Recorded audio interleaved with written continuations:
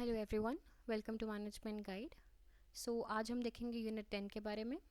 Unit 10 जो है ये आपका पूरा का पूरा ही ये किसी पार्ट में डिवाइड नहीं होगा, ये एक ही पार्ट है। आप चाहें तो इसको पहले कवर कर सकते हैं क्योंकि ये पहला आपको एक ऐसा यूनिट मिलेगा जो पूरा का पूरा एक ही कंसेप्ट पे बेस्ड है, दैट इज़ एंटरप्रेन्योरशिप। तो ये बहुत इजी है, आप इसको पहले भी कवर कर सकते हैं, आप इनके लिए भी छोड़ सकते हैं क्योंकि आपने अपने बैचलर्स में या मास्टर्स में इसको किया ही होगा एंटरप्रेन्योरशिप को, और ये कोई भी ऐसा कंसेप्ट नहीं है जो उसके बाहर से होगा।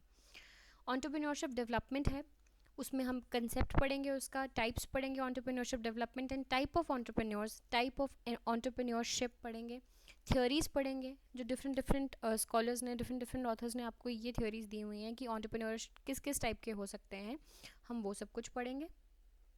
हम प्रोसेस पढ़ेंगे एंटरप्रेन्योरशिप का, और हम देखेंगे कि कितने और किस किस टाइप के एंटरप्रेन्योरल डेवलपमेंट हैं, कॉम्पिटेंसीज क्या हैं, फीचर्स क्या हैं उनके।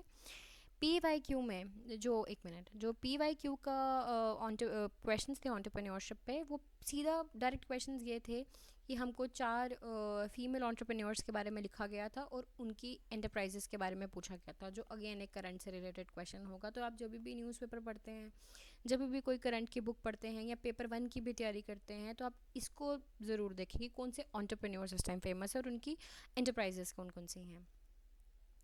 हम इंट्राप्रेन्योरशिप के बारे में पढ़ेंगे जो विद इन द ऑर्गेनाइजेशन होती है।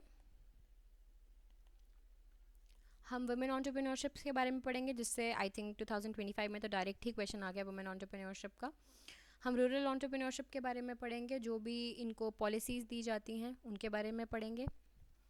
इनोवेशंस इन द बिजनेस, कौन कौन सी टाइप की इनोवेशन हो सकते हैं, type of innovations, creating, identifying the opportunities, screening of the business ideas, important concept, इसके बारे में पढ़ेंगे।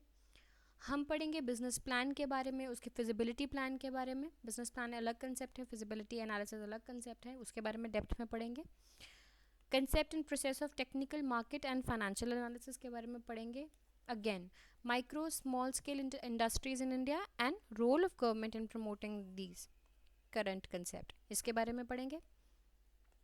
जो ऑर्गेनाइजेशंस जो सिक हैं, स्मॉल इंडस्ट्रीज़ जो नहीं प्रॉपर्ली वर्क कर पा रही हैं, क्यों नहीं कर पा रही हैं, क्या इश्यूज़ आ रहे हैं, उसके रीजंस पढ़ेंगे, और कैसे उसको रिहैबिलिटेट किया जा रहा है उसके बारे में पढ़ेंगे। गवर्नमेंट भी बहुत सारे ऐसे ऑर्गेनाइजेशंस को सेटअप करती है जो इस चीज़ को हेल्प करे, तो हम उसके बारे में भी पढ़ेंगे। Institutional finance to small industries कौन प्रोवाइड कर रहा है, वो भी हम पढ़ेंगे। फाइनेंशियल इंस्टीट्यूशंस के बारे में वो बताएंगे जो इनको पैसे प्रोवाइड कर रहे हैं।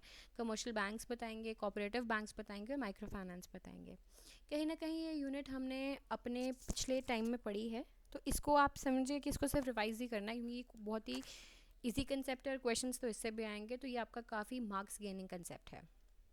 तो ये आपका बहुत मार्क्स गेनिंग चैप्टर है, इसको आप पहले भी कवर कर सकते हैं, इसकी भी बुक मैं आपको मेंशन कर दूंगी।